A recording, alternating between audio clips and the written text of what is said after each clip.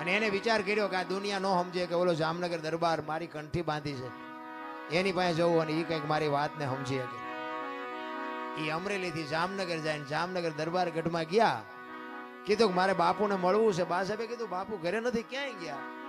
એ કે ગામમાં મોટું મંદિર છે ને, અહીંયા બધા સંતો આવ્યા છે, મોટા મોટા મહાપુરુષો આવ્યા છે, અહીંયા કંઠી બંધાવા ગયા છે.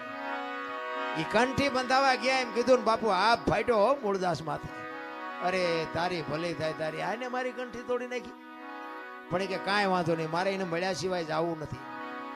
એ દરબાર ગઢથી મોટા મંદિરે બાપુ મૂળદાસ જાય અને રસ્તામાં એક મરેલી બિલાડી પડી છે, બચડા ટળોળે છે.